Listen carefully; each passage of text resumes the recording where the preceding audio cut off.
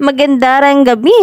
Kamusta po kayo mga ka-digital recads? Happy Monday sa ating lahat. O ayan, kayo po ba'y nakatutok araw po ng Lunes sa TVJ and Digital Recads? Anyway, nandito na naman nga po ako.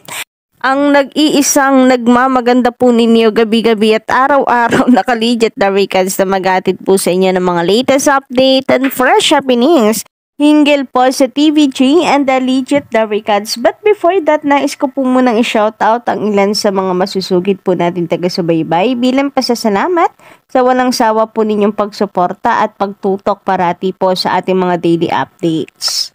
Shoutout nga po dito kay Biyahe ni Bu. Ayan, maganda rin gabi po sa inyo. Diyan sa Iloilo. Shout out Sir Jaime Ramirez. Sabi niya dito, magandarang hapon, Ma'am Gandara pa. Pa-shout out po sa misis ko at sa 3 anak ko na tagahanga ni Mi na Legit TVJ at sa The Recads Things. Ayan, sa misis po ni Sir Jaime Ramirez at sa kanya pong 3 anak, shout out po sa inyo and thank you sa pagsuporta of course kay Maine Mendoza. Pare-parehas po tayo na idolo itong si Mengay. Shout out din po dito kay Sir Sonia Puno. Shout out po dyan sa UAE Abu Dhabi. Shoutout at magandang gabi din naman po kina Sir Ferdinand de la Cruz and Sir Mel Gibbs Vergara. Na-miss ko po kayo. Hey, The Recads. At magandang gabi po sa inyo. Shout out. Ay, Miss April Cordero naman, shout out po, sabi niya, no, hello Ma'am Gandara from Nueva Ecija. Sa lahat po ng taga Nueva Ecija, big shout out po sa inyong lahat. And of course, kay Sir Nathan Wayne De Vera, thank you so much po sa hindi pag-i-skip ng ads natin. Sabi niya dito, wow, Mama Dara, nadadagdagan ang ads mo. Nako, kung totoo po yan, ako maraming salamat dahil po yan sa inyong walang sawang pagsuporta. Ads pa more. Striktong pulpulyang si Ogie Diaz. Samantala, narito naman po mga ka-OG ang ilan po sa mga happenings sa EAT. Ayan, present po pa rin ang It Girls. Nakakatuwa, ang sarap po nilang pagmasdan sa iisang frame. And ang kukulit lamang po nila mga ka-OG, no?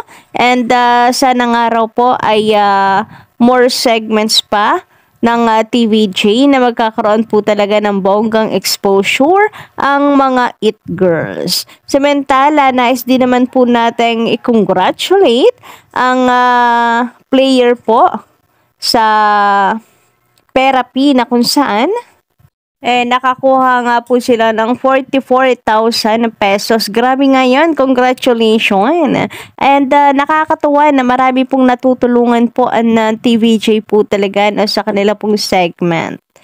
Yun nga lang ka-OG dahil sa mahaba po or kumakain din po talaga ng oras ang segments po ng TVJ.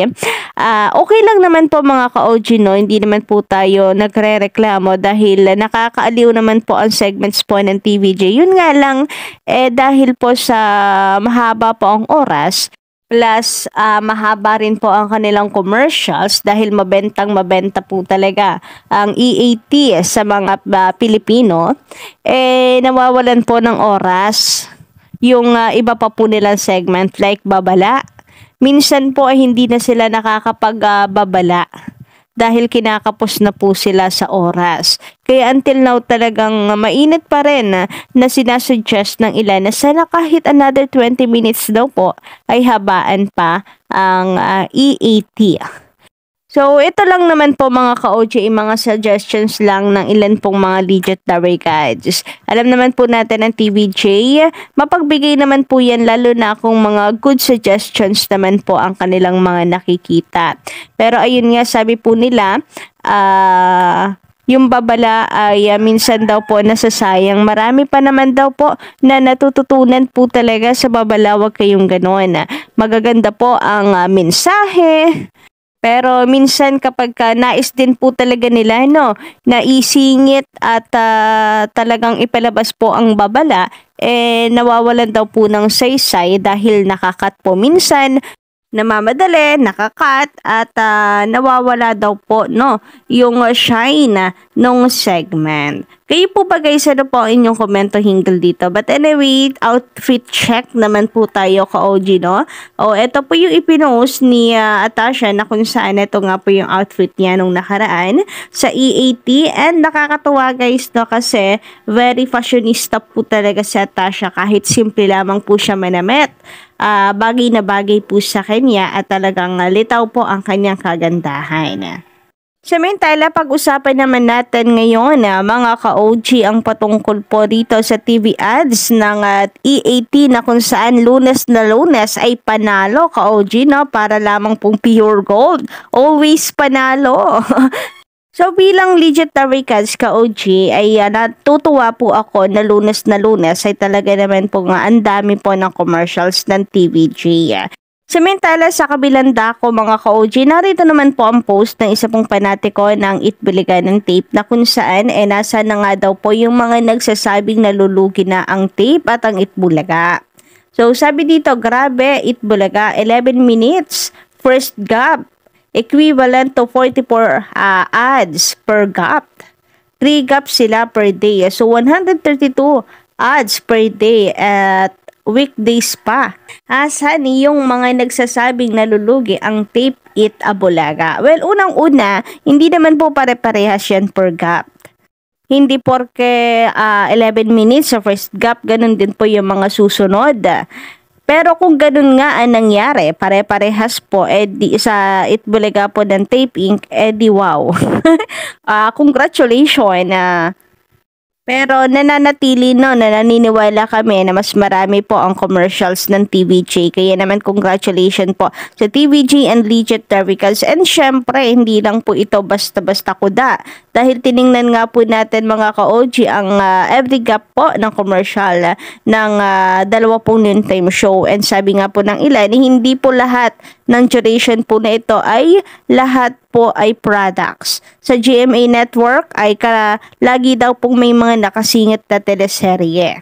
Anyway, narito nga po ka-OG, no, para atin pong ma-differentiate ang commercial po ng dalawa. So, sa Itbulaga po ng Tape Inc., narito.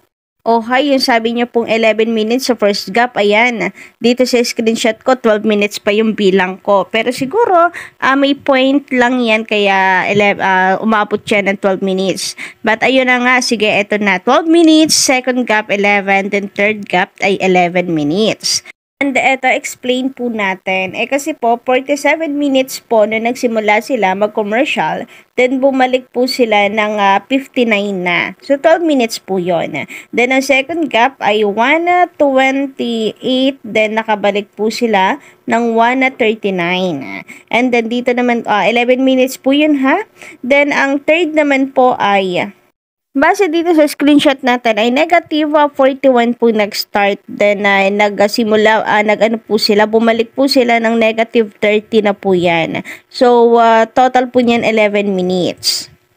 At pagdating naman po sa TVJ, narito po ang ating screenshot guys. So makikita niyo naman po yan sa duration. Ang TVJ ay may 12 minutes sa first gap, 15 minutes sa second gap, and 13 minutes po sa third gap. So, total po nito guys ay nasa 40 minutes ang commercial break ng TVJ. And para lamang din po klaro, no? So, sa first gap po nila, ay nagsimula sila 20 minutes po. Nagsimula sila mag-commercial. Then, bumalik po sila ng 32. So, kailangan pa ba natin i-compute yan? 12 minutes po, mga ka-OG. Then, sa second gap, guys, narito po, no, sila po ay nagsimula mag-commercial 1:58. Then, nung magsugod bahay na po ay nag-2:13. So, bale, 15 minutes po yon mga ka-OG. And then, sa kanila man pong third gap, nakikita po ninyo dito, nag-start sila mag-commercial ay 1:15 po yung duration. And then, nakabalik po sila during Gimme 5 ng 1:28 naman na po mga ka-OG. So, 13 minutes yan kung kukompute natin, 15, 16 hanggang 28. 13 minutes po yan at nagdire-diretso na po yan hanggang sa matapos po ang kanilang live sa Sugod Barangay, mga kapatid. So, kung yung ipinagmamalaki po nila no, na first gap pa lamang daw, ang dami ng commercial na umabot daw po ng 42 TV ads sila. first gap pa lamang ang Itbulaga po ng Tape Inc.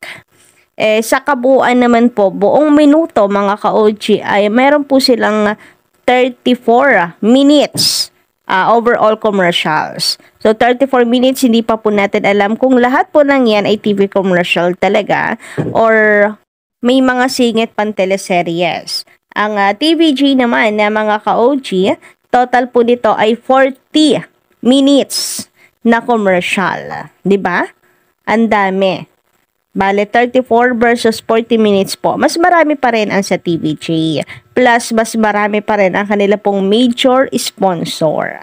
Samantala ngayong Lunes naman ka-OG sa concurrent viewers po ng TVJ ay masasabi po nating panalo pa rin po tayo compare po sa Itbulaga Live po ng GMA7 dahil sila po ay mayroon lamang 1.8 live viewers kanina. Yan makikita nyo po sa baba, 1.8k watching. Samantalang ang katapatan po nitong show na EAT ay mayroon pong 57k watching, o di ba? Ang Itbulaga po ng Tape, nilangaw po sila ngayong araw po ng Lunes. And lagi-lagi naman ka-OG, wala naman pong bago, parati naman pong ganito ang eksena. Samantala ay naman po sa komento ni Sir Roy Miciano Mogol, kaya ba ng fake buligayan? Nasaan yung sinasabi ni Paulo Contis at nasaan yung pinapasalamatan niya yung mga staff ng fake buliga dahil sila ang nagpapakahirap, bakit hindi niya i-blow out? Naalala ko nga po ay nasa post nung nagpa-blow out po itong si Paulo, sila pong mga host po ang nandun and then yung boss po ng Itbulaga. Sabi nga po ng mga netizen, parang mas masayang-masaya itong si Paulo kaysa po sa mga boss at siya pa yung nagpa-blow out sa harap na yung mga boss. Tapos bigla pong mababalitaan at lalabas po ang paliwanag ni Attorney Buko na yung reason na sobrang ikinasasaya nitong si Paulo Contis na nagpa-blow out pa, wala rin naman daw palang kwenta dahil ito po ay sadyang trabaho lang ng IPO na i-renew yun. Basta't ginagamit nilang patuloy ang titulong Itbulaga. So, yun lang po muna ngayon mga ka-OG, ang atin pong update. Don't forget to click the subscribe button and notification bell for more updates.